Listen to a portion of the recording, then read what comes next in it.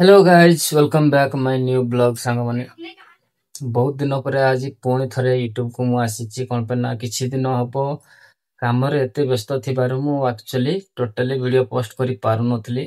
But एबे पूरा माने कंटिन्यूअसली माने यूट्यूब रे वीडियो पोस्ट हबो मोर काहेकना बहुत डिस्टर्बेंस रहउची आ एबे वर्तमान डिस्टर्बेंस रु टिके मु बाहरी आसीची तो सेति पई आपन मानको मु जणे देया पे चाहूची कि एबे मोर वीडियो रेगुलर आसीबो ଆଉ ସାଙ୍ଗମାନେ ଆମର ତ ପ୍ରବଳ ଥଣ୍ଡା ହଉଛି ଆଉ ଦେଖି ପାରୁଥିବେ ମୁଁ ପୁରା କମଳରେ ଯେ ଘୋଡେଇ ଘୋଡା ହେଇକି ପୁରା ଶୋଇଛି ପାଖାପାଖି ସନ୍ଧ୍ୟା ହବ କେତେଟା ହବ ଟାଇମ ବର୍ତ୍ତମାନ 8:20 ଖଣ୍ଡେ ହେଲାଣି। ସେପଟେ ଆମର ଟିଭି ଚାଲିଛି ଏପଟେ ଆମ ବେବି ବନଉଛନ୍ତି ରୁଟି ହେଲା ତ ଆକ୍ଚୁଆଲି ଥଣ୍ଡା ଦିନରେ ସାଙ୍ଗମାନେ ମାନେ ଭାତ ଫାତ ଖାଇବାର ଅଭ୍ୟାସ ଅଛି ଆମର ଆଉ କଣ କରିବା ଆମର ତ ମିଡିଲ କ୍ଲାସ ଲୋକ ମାନେ ରାତି ହଉ ଦିନ ହଉ ଯେତେବେଳେ ହେଲେ ବି ଆମର ଭାତଟା ହଉଛି ମେନ୍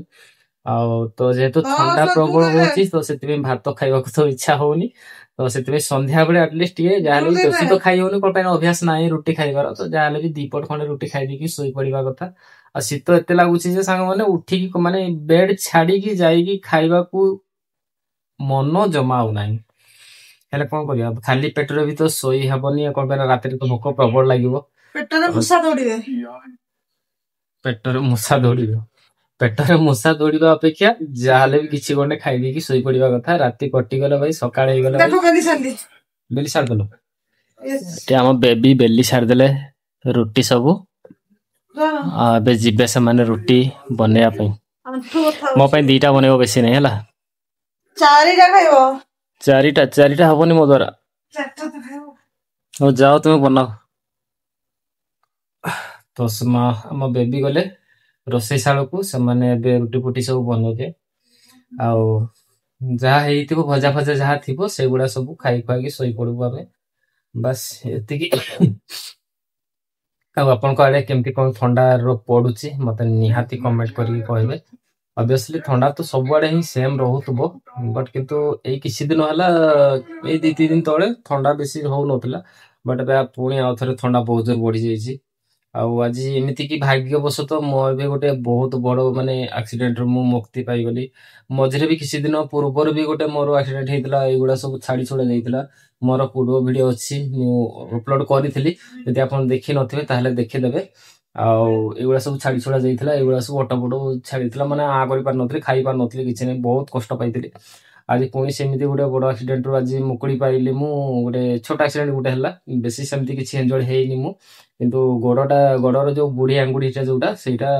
ପୁରା ତଳ ଆଡେ ମାଂସ ପୁରା ଫାଟି ଯାଇଛି ଆଉ ତାପରେ ପାଖାପାଖି 2ଟା ବେଳେ ଗଲି ମୁଁ ଟିଟି ନେବା ପାଇଁ 2ଟା ବେଳେ ଯାଇକି ଟିଟି ନେଲି ଏଇଠି ନେଇଛି ଏଇଠି ଟିଟି ନେଇଛି ଏଇଠି ଅଣ୍ଟାରେ ଦେବା ପାଇଁ କହୁଥିଲେ ହେଲେ ଅଣ୍ଟାରେ ଦେବା ପାଇଁ ମୁଁ ମନା କଲି ଟିକେ ଲାଜ ମାଇଲା ଆଉ ସେଥିପାଇଁ ହାତରେ ଦେବା ପାଇଁ କହିଲି ହାତରେ ଦେଲେ ଆଉ ତାପରେ ସିଆଡୁ ଯାଇକି ବ୍ୟାଣ୍ଡେଜ ଫ୍ୟାଣ୍ଡେଜ କରିକି ଆଉ ଘା ଶୁଖିବା ପାଇଁ ମଲମ ଯୋଉଟା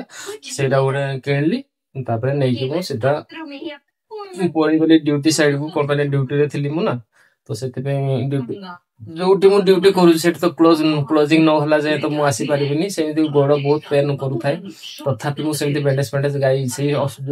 ଯୋଉଠି ମୁଁ କାମ କରୁଛି ସେଇଠି ଯାଇକି ମୁଁ ନିଜେ ଯାଇକି ବ୍ୟାଣ୍ଡେଜ କରି ସାରିକି ତାପରେ କ୍ଲୋଜିଂ କରି ସାରିକି ତାପରେ ପୁଣି ଘରକୁ ପଳେଇ ଆସିଲି ଆଉ କଣ ପାଇଁ ନା ଦିନ ବେଳେ ହିଁ ଖଣ୍ଡିଆ ହେଇଛି ତ ଯେହେତୁ ଏଇନା ରାତି ଯେତିକି ଥଣ୍ଡାଟା ଯେତିକି ବଢିବ ସେତିକି ଅବଭିୟସଲି ମାନେ ବଥାଟା ବି ସେତିକି ଧୀରେ ଧୀରେ ବଢି ଚାଲିବ କଣ ପାଇଁ ନା ସାଙ୍ଗେ ସାଙ୍ଗେ ତ ବଥାଟା ଜଣା ପଡେନି କିନ୍ତୁ କିଛି ସମୟ ପରେ ବଥାଟା ତ ଆରମ୍ଭ ହୁଏ ଆଉ ସେଇ ବଥାଟା ବର୍ତ୍ତମାନ ମୁଁ ଭୋଗୁଛି ଆଉ ବହୁତ କଷ୍ଟ ବି ହଉଛି ବହୁତ ପେନ୍ ହଉଛି ମୁଁ ଦେଖୁଛି ଆପଣ କୋଉଠି କଣ ହେଇଛି ହେଲା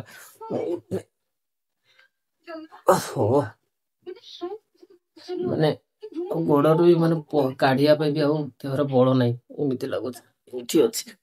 ଏଇଟା ଦେଖିପାରୁଥିବେ ଏଇଟା ଯାଇଛି ମୋ ଗୋଡଟା ଏଇଟା ଏଇ ଜାଗାଟା ପୁରା ଯାଇଛି ଏଇଟା ଦେଖିପାରୁଥିବେ ଉପରେ ଟିକେ ଟିକେ ବ୍ଲଡ ବି ଜଣା ପଡୁଛି ଏଇ ଜାଗାଟା ଏଇଟା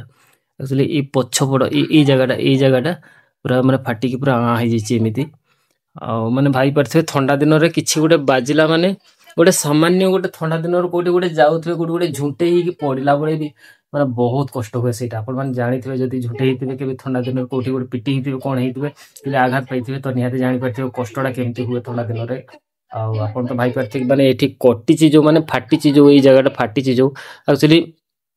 ମେଡିକାଲ ଯିବା କଥା ମେଡିକାଲରେ ଯାଇକି ବ୍ୟାଣ୍ଡେଜ କରିବା କଥା ବଟ୍ କିନ୍ତୁ ମେଡିକାଲରେ ତ ଆପଣମାନେ ଜାଣିଥିବେ ସେଠି ଦୟା ଧର୍ମ କିଛି ଦେଖିବେନି ପୁରା ଜାକି ଚିପିକି ପୁରା ମାଂସ ଫାଂସ କରିକି ପୁରା ବ୍ୟାଣ୍ଡେଜ କରିଦେବେ ଏମିତି ଯେ ସେଠି ବଥାରେ ବି ଆଉ ସହି ହେବନି ଆଉ ଏତିକି ବଥା ଭିତରେ ସେମାନେ ଯୋଉ ବ୍ୟାଣ୍ଡେଜ କରିବେ ସେଟା ଆଉ ସହି ବି ପାରିନଥାନ୍ତି ମୁଁ ସେଥିପାଇଁ ମୁଁ ନିଜେ ହିଁ ବ୍ୟାଣ୍ଡେଜ କିଣିଲି ସେଇଗୁଡା ଟେବୁଲ ଉପରେ ଦେଖିପାରୁଥିବେ ଟେବୁଲ ଉପରେ ପଡିଛି ଏଇଟା ବ୍ୟାଣ୍ଡେଜଟା ଗୋଟେ ସେଇଟା ମଲମଟା ସେଗୁଡା ସବୁ ନିଜେ ଆଣିକି ମୁଁ ଯାଇକି ଷ୍ଟୋରକୁ ପହଞ୍ଚିଲି ସେଇ ଷ୍ଟୋରରେ ଯାଇକି ମୁଁ ନିଜେ ନିଜେ ଏଇଠି ଏଇ ଯୋଉ ଆଙ୍ଗୁଳିଟା ଯୋଉ ବ୍ୟାଣ୍ଡେଜ କରିଛି ମୁଁ ନିଜେ ହିଁ କରିଛି ସେଇଠୁ ବସିକି ଆଉ ସେଇଠି ବ୍ୟାଣ୍ଡେଜ କରି ସାରିକି ତାପରେ କ୍ଲୋଜିଂ କଲି କ୍ଲୋଜିଂ କରି ସାରିକି ତାପରେ ମୁଁ ଘରକୁ ପଳେଇ ଆସିଲି ମତେ ତ ଲାଗୁନି ବଥା ଏତେ ଶୀଘ୍ର କମିବ କିନ୍ତୁ ରାତିଟା ବହୁତ କଷ୍ଟ ପାଇବି ଲାଗୁଛି ରାତିଟା ବହୁତ କଷ୍ଟ ହବ ଯାହା ବି ହଉ ମାନେ ଏତେ ବଡ ବିପଦରୁ ମୁକୁଳି ଆସିଛି ମୁଁ ମାନେ ବେଶୀ କିଛି ହେଇନି ଯାହା ଭଗବାନଙ୍କ ଦୟାରୁ ଆଉ ଏଇ ହାତ ଜାଗା ଗୁଡା ଏଇ ପାପୁଲି ଗୁଡା ବି ଟିକେ ଟିକେ ମାଡ ହେଇଛି କଣ ପାଇଁ ନା ଯୋଉ ରୋଡରେ ମୁଁ ପଡିଲି ସେଇଠି ଟିକେ ମାନେ ହାତ ଥାମିଦେଲି ତଳେ ନା ହାତ ଥାମିଦେଲା ବେଳକୁ ମାନେ ସ୍ଲିପ କଲା ହାତଟା ଖସିଲା ତ ଏଇ ଜାଗାଟା ବି ଟିକେ ମାନେ ନାଲି ପଡିଲା ଟାଇପର ହେଇଛି ପୁଡୁଛି ଟିକେ ଟିକେ ବେଳେ ବେଳେ ପୁଡୁଛି ଏତେ ଜଣା ପଡୁନି କିନ୍ତୁ ଯୋଉଟା ଆଙ୍ଗୁଳିରେ ହେଇଛି ସେଇଟା କିନ୍ତୁ ବହୁତ ପେନ୍ ହଉଛି ମାନେ ସହି ହଉନି ବହୁତ କଷ୍ଟ ହଉଛି ଏଇ ତ ଆଉ କଣ କରିବା ସାଙ୍ଗମାନେ ଯାହା ବି ହଉ ଆଜି ରାତିଟା ଯେମିତି ସେମିତି କି କଟିଗଲେ କିନ୍ତୁ ରାତିଟା ଯଦି ନିଦ ହେଇଗଲା ତ ବଥାଟା ବେଶୀ ଜାଣିପାରିବିନି ଯଦି ନିଦ ନ ହେଲା ବଥାରେ ତାହେଲେ ତ ରାତି ବହୁତ ଛଟପଟେଇବି ସେ ଯାହା ବି ହଉ ଯାହା ହେଇଛି ତ ହେଇଛି ଆଉ କଣ କରିବା ଦୁଃଖ କରିବା ନାହିଁ ଖାଇବାକୁ ବି ଇଚ୍ଛା ହଉନି ମାନେ ଏତେ ବଥା ହଉଛି ଯେ ମାନେ ଭୋକ ବି ଲାଗୁନି ଏତେ ବଥା ହଉଛି ଯେ ଭୋକ ବି ଜମା ଲାଗୁନି ଆଉ ସେଥିପାଇଁ ରୁଟି ଦି ପଟ ଖଣ୍ଡେ ଦେଖିବା ଖାଇବା ପାଇଁ ଚେଷ୍ଟା କରିବି ଯଦି ଇଚ୍ଛା ହେଲା ତ ଖାଇବି ନହେଲେ ଏମିତି ହିଁ ଶୋଇପଡ଼ିବି ତ ସାଙ୍ଗମାନେ ଆଜିକାର ବ୍ଲଗ୍ରେ କେବଳ ଏତିକି ପୁଣି ଥରେ ଦେଖାହେବା କାଲି ଗୋଟିଏ ନୂଆ ବ୍ଲଗ୍ରେ ତ ଆଶା କରୁଛି ଆପଣମାନଙ୍କୁ ଭିଡ଼ିଓଟି ବହୁତ ଭଲ ଲାଗିଥିବ ଟେକ୍ କେୟାର ଜୟ ଜଗନ୍ନାଥ ଗୁଡ୍ ନାଇଟ୍ ଶୁଭରାତ୍ରି